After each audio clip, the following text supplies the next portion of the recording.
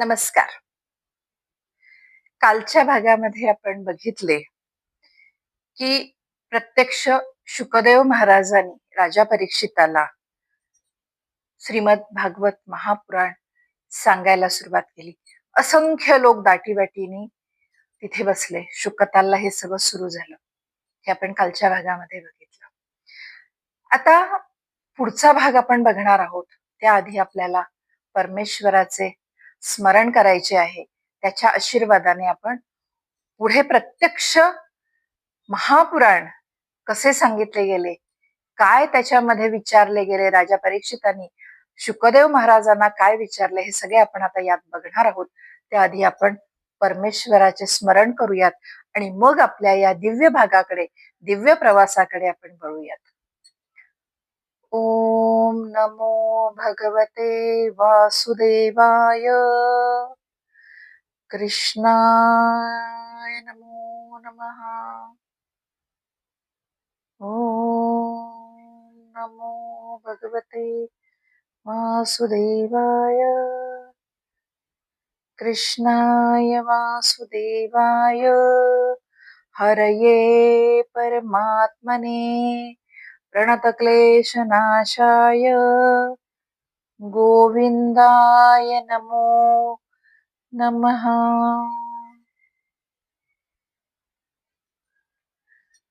परमेश्वराच्या आशीर्वादाने, श्रीकृष्णांच्या आशीर्वादाने आपण पुढच्या भागाकडे वळत आहोत. राजा परीक्षित आणि शुकदेव महाराजांच्या दरम्यान जी प्रश्न उत्तरं झाली, ज्यातून आपल्याला खूप काही समजायला मिळणार आहे आणि शिकायला मिळणार आहे, त्याकडे आज आपण वळत आहोत.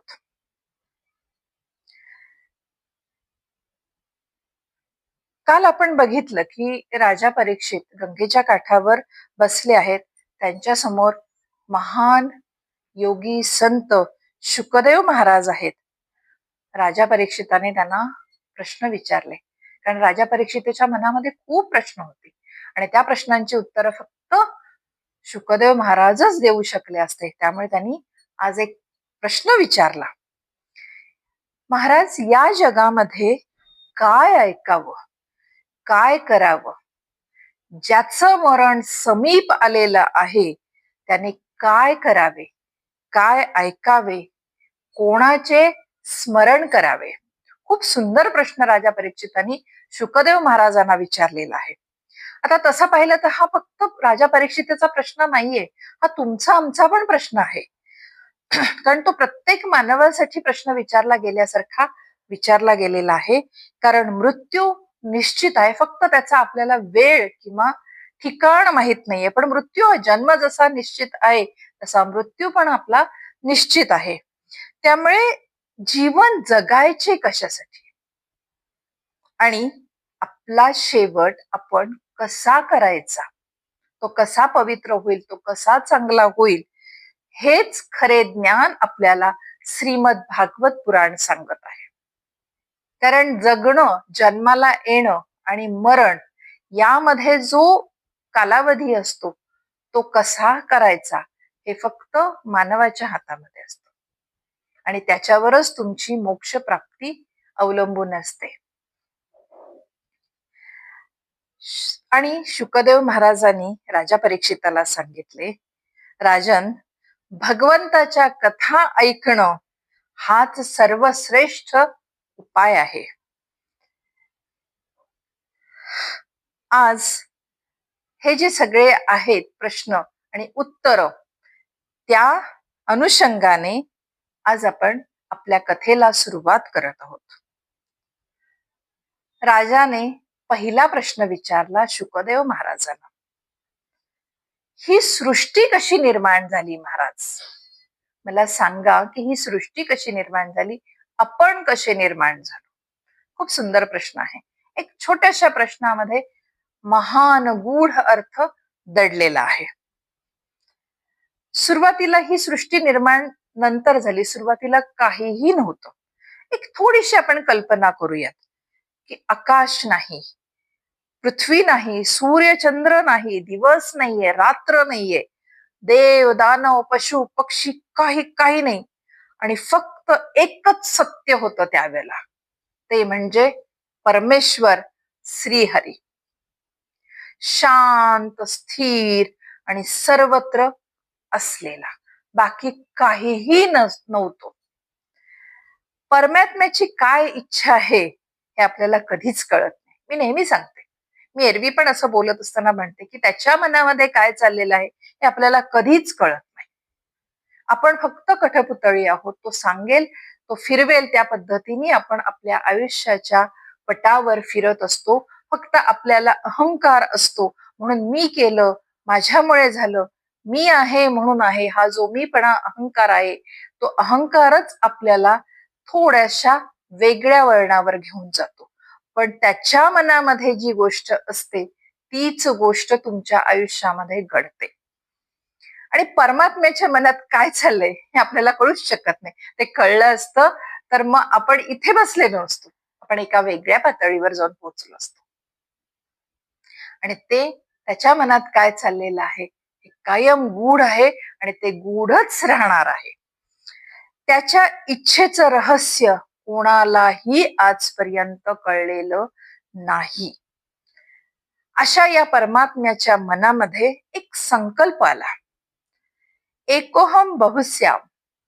म्हणजे ते एकटेच, परमेश्वर एकटेच होते, पण त्यांच्या मनामध्ये एक संकल्प आला की मी आतापर्यंत मी एकटा आहे, तो आपण अनेक होऊयात.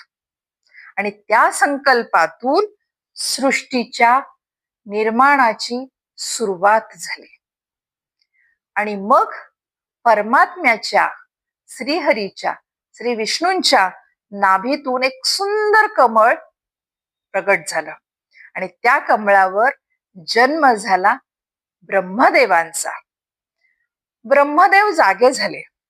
ते चारही बाजूला बघत होते, पण त्यांना काहीच दिसत नव्हतं. ना माणूस, ना जमीन, ना दिशा, प्राणी, पक्षी, काहीही दिसत नव्हतं. त्यांना काहीच कळत नव्हते, कोणाची ओळख नाही, काहीच समजत नव्हतं त्यांना. ते विचार करायला लागले, मी कोण आहे, मी कुठून आलोय, माझं कार्य काय, माझा कशासाठी जन्म झालेला आहे. ते मूळ शोधायला लागले आपलं, की माझं नेमकं मूळ काय आहे, मी कुठून बाहेर आलेले. पण ते त्यांना सापडत नव्हतं. आपणही विचार करतो, खरंच मी कोण आहे, माझं खरं ध्येय काय आहे, मी कशासाठी जन्माला आलोय, माझं आता आयुष्य जे चाललं आहे ते नेमकं कशासाठी. आता आपण नोकरी करतो किंवा व्यवसाय करतो, हा एक घालून दिलेला मार्ग असतो, पण खरा मार्ग आपल्याला कळतो का? नाही. कधी शांतपणे तुम्ही विचार करून बघा, नेमका मी जन्माला कशासाठी आलोय किंवा आले आहे, माझं खरंच ध्येय काय आहे, माझं खरंच उद्दिष्ट काय आहे. पण आपण तेवढा विचार करत नाही, आपण आखून दिलेल्या मार्गावरून चालत राहतो. ब्रह्मदेव पण आपलं मूळ शोधायला लागले, पण त्यांना उत्तर सापडत नव्हतं. ते सारखा विचार करत होते, कुठे मी, कुठून उत्पन्न झालोय, काय झालोय. कारण अजून त्यांच्या मुळाचं त्यांना कारण सापडलेलं नव्हतं, त्यांच्या जन्माचं रहस्य त्यांना मिळालेलं नव्हतं. आणि त्यांना तेवढ्यामध्ये तप तप तप असा आवाज यायला सुरुवात झाली. ते बघायला लागले की हे कोण म्हणतंय, तप तप तप तप, हे कोण म्हणते. थोडा वेळ त्यांनी इकडे तिकडे बघितले, कोणीच दिसलं नाही, की जे कोणी म्हणतंय असं कळलं नाही. मग ब्रह्मदेव शांत बसले आणि त्यांनी तपश्चर्या करायला सुरुवात केली. त्यांनी मन एकाग्र केलं आणि हळूहळू त्यांना महाज्ञान मिळायला सुरुवात झाली. आणि त्यांनी जे महाज्ञान मिळवलं, त्या महाज्ञानाच्या आधारावर आणि भगवंताच्या कृपेने ब्रह्मदेवानी सृष्टी निर्माण करायला सुरुवात केली. पहिल्यांदा काय निर्माण झालं? पंचमहाभूत निर्माण झाले. पृथ्वी, जल, अग्नी, वायू आणि आकाश, ही पंचमहाभूत निर्माण झाली. त्यानंतर देव, दानव, मनुष्य, प्राणी, ऋषी, पक्षी असे करत करत ब्रह्मदेवानी संपूर्ण सृष्टी निर्माण केली. आता तसं पाहिलं तर ही कथा फक्त बाहेरची नाहीये, ही आपल्या आतली आहे. ब्रह्मदेवाला जसं तप केल्यानंतर उत्तर मिळालं, आणि त्यांना आधी मिळालेलं नव्हतं. ते सारखे शोधत होते की मी काय आहे, मी कोण आहे, मी कशासाठी जन्माला आलेलो आहे. पण त्यांना तपश्चर्या केल्यानंतर त्याचं उत्तर मिळालं. तसंच आपणही जर कधी आपण हा कधी विचार करायला लागतो की नेमकं माझं काय आहे, जन्माचं उद्दिष्ट काय आहे, मी काय करायला पाहिजे, किंवा आपण एक वयाच्या ठराविक जिम्मेदाऱ्या संपल्यानंतर आपण थोडंसं मनामध्ये डोकवायला लागतो आणि विचार करायला लागतो की नेमकं मी खरंच आता राहिलेलं आयुष्य, माझं आयुष्याचं उद्दिष्ट काय आहे. हे राहिलेलं आयुष्य मला माहित नाहीये. 1 वर्ष आहे, 2 वर्ष आहे, 20 वर्ष आहे, मला काहीच कल्पना नाही. मग त्या आयुष्याचं माझं उद्दिष्ट काय, हे आपण विचार करायला लागतो. आपणही शांत बसलो, समजा आपणही शांत बसलो, मन एकाग्र केलं, तर आपल्या खूप प्रश्नांची उत्तर आपल्याला आतमध्येच मिळायला लागतात. पण आपण काय करतो, आतमध्ये आपण डोकावून नाही बघत, आपण बाहेर धावायला लागतो, बाह्य जगामध्ये धावायला लागतो, लोकांमध्ये आपल्या प्रश्नांची उत्तरं शोधायला लागतो.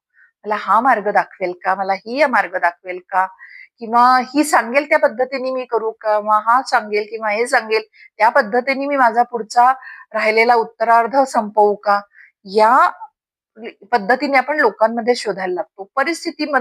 परिस्थितीनुसार आपण आपले विचार बदलायला लागतो. पण उत्तर नेहमी कधीही बघा आपल्या आतमध्ये असतात, आपल्या मनात असतात. आपण शांतपणे जर त्याचा विचार केला, आज नाही, तुम्हाला 1 नाही, 2 नाही, 3 नाही, महिनाभरामध्ये तरी तुमच्या प्रश्नाचं उत्तर तुमच्या आतमध्येच तुम्हाला मिळून जाईल. यासाठी काय करा, तुम्ही थोडासा वेळ स्वतःसाठी काढा. फार नाही म्हणत मी तुम्हाला, 24 तासामधला 1 तास तुम्ही शांतपणे बसा. कुठल्याही विकारांना मनामध्ये, राग, लोभ, कुठल्याही विकारांना मनामध्ये येऊ देऊ नका. परमेश्वराचे ध्यान करा आणि आपल्या प्रश्नांची उत्तर आपल्या आतमध्ये शोधायला सुरुवात करा. मन ज्या वेळेला शांत होतो ना, त्यावेळेला आतमध्ये तुम्हाला परमेश्वर भेटतो.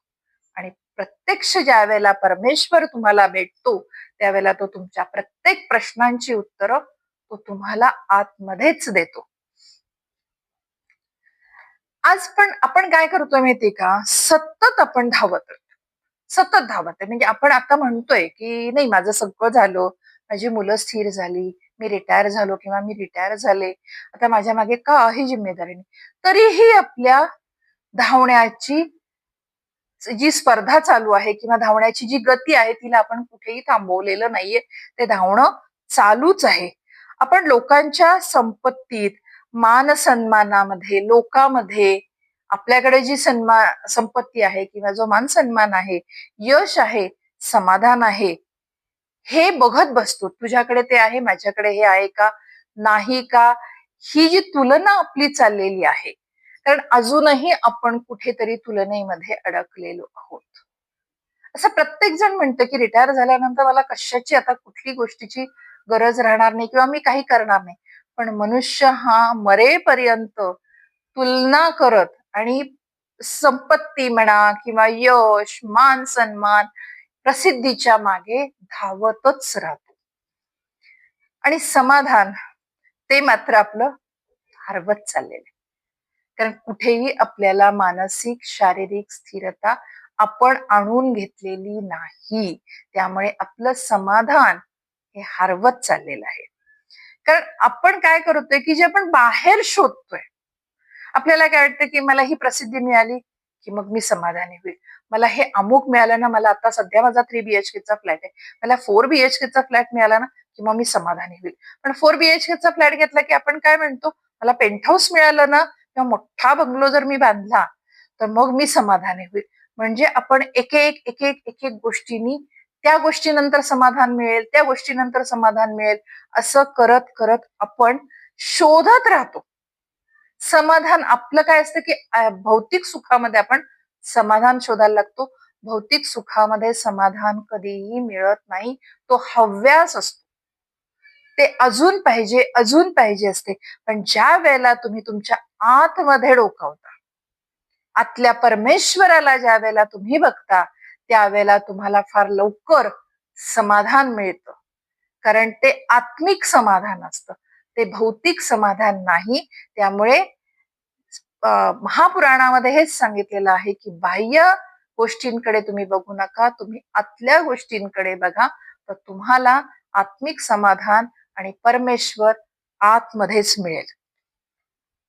आणि अशा प्रकारे हा झाला प्रश्न उत्तरांचा. म्हणजे राजा परीक्षितांनी शुकदेव महाराजांना प्रश्न विचारला, त्याचं उत्तर शुकदेव महाराजांनी दिलं आणि अशा प्रकारे त्यांनी सांगितलं की सृष्टीची सुरुवात झाली. पुढे या सृष्टीमध्ये काय घडलं, देव दानव हे सगळे निर्माण झालेले होते. त्याच्यामुळे पुढे खूपशा गोष्टी घडल्या. ज्या वेळेला हे सगळे यायच्या आधी जे वातावरण शांत होतं, ते वातावरण परत शांत राहिलेलं नाही. नंतर ज्या गोष्टी घडल्या त्या गोष्टी आपण पुढच्या भागामध्ये बघणार आहोत. आणि त्याच्यानंतर आपल्याला त्या प्रत्येक भागातून एक एक गोष्ट महत्वाची आपल्याला शिकायला मिळणार आहे. तर आज आपण हा भाग संपवण्याच्या आधी मी फक्त आपल्याला एक विनंती करते की आपण एक प्रयत्न करूयात. मी पण करेन, आपण पण करूयात प्रयत्न. थोडा वेळ आपण शांत बसूयात. कुठलाच विचार आणायचा नाही, कोणाचाच विचार आणायचा नाही, ना संसाराचा, ना मित्रमंडळी, ना नातेवाईक, कशाचाही आपण विचार आणायचा नाही. कारण बाहेरचं जग कधीच शांत नसतं. तुम्ही बघा, बाहेरच्या जगामध्ये कधी वाद असतात, कधी अतिप्रेम असतं, कधी तिरस्कार असतो, कधी द्वेष असतो. पण ज्या वेळेला तुम्ही आतल्या भागामध्ये डोकवाल, आपल्या आतल्या मनामध्ये डोकावाल, तिथे तुम्हाला पूर्णपणे शांतता दिसते. कारण जिथे परमेश्वर असतो तिथे ही शांतता असते, समाधान असतं. आणि अशाच वेळेला ज्या वेळेला शांत मनाने, शांततेने तुम्ही ज्या वेळेला तुमच्या मनामध्ये, हृदयामध्ये डोकवाल, त्यावेळेला तुम्हाला तिथे प्रत्यक्ष परमेश्वर दिसणार आहे. आणि हे ज्यावेळेला आपल्याला कळतं की हे बाहेरचं जे आहे इथे शांतता नाहीये, पण आपल्या आतल्या भागामध्ये शांतता आहे, त्या नंतर मात्र तुम्हाला एक वेगळं आत्मिक समाधान मिळायला लागतं. मी असं नाही म्हणत तुम्हाला की हे लगेच आपल्याला साध्य होईल, कारण अजूनही आपण तसे मोहमायेमध्ये अडकलेले आहोत. मी पण अडकलेली आहे, आपण पण अडकलेले आहात. त्याच्यामुळे आपण प्रयत्न करूयात. मी तुम्हाला आता हेच सांगतेय की आपण हळूहळू प्रयत्न करूयात. आज आपण फक्त अर्धा तास प्रयत्न करूयात. मी सगळे विकार बाजूला सारून देवाच्या समोर बसून मी फक्त आत डोकवेन आणि आतल्या परमेश्वराला भेटायचा प्रयत्न करेन. आज थोडा वेळ आहे, 1 महिन्यानंतर तो अवधी अजून वाढेल. असे करत करत आपण दिवसातले काही तास जर आपल्या मनामध्ये, आपल्या हृदयात असलेल्या परमेश्वराला भेटण्याचा प्रयत्न केला, तर तुम्हाला बाकीच्या ज्या सगळ्या गोष्टींचा त्रास आहे किंवा भौतिक सुखांकडून, ऐहिक सुखांकडून जो तुम्हाला तात्पुरतं तुम्हाला समाधान मिळतं, पण ते कायमस्वरूपी समाधान नाही. त्याऐवजी आतल्या हृदयात असलेल्या परमेश्वराला भेटण्याचं जे समाधान आहे ते तुम्हाला नक्कीच मिळेल. आजचा भाग आपण इथेच संपवूयात. भेटूयात उद्याच्या भागामध्ये. सृष्टी निर्माण झाल्यानंतर उद्याचा भाग अतिशय महत्वाचा आहे. त्या भागाच्या बद्दल मी उद्याच्या भागामध्ये आपल्याशी बोलणार आहे, सांगणार आहे. तोपर्यंत आपण देवाचे स्मरण करूयात आणि त्यानंतर मात्र मला अनुमती द्या उद्याच्या भागात भेटण्यासाठी. कृष्णाय वासुदेवाय हरये परमात्मने प्रणतक्लेशनाशाय गोविंदाय नमो नमः. ओम नमो भगवते वासुदेवाय.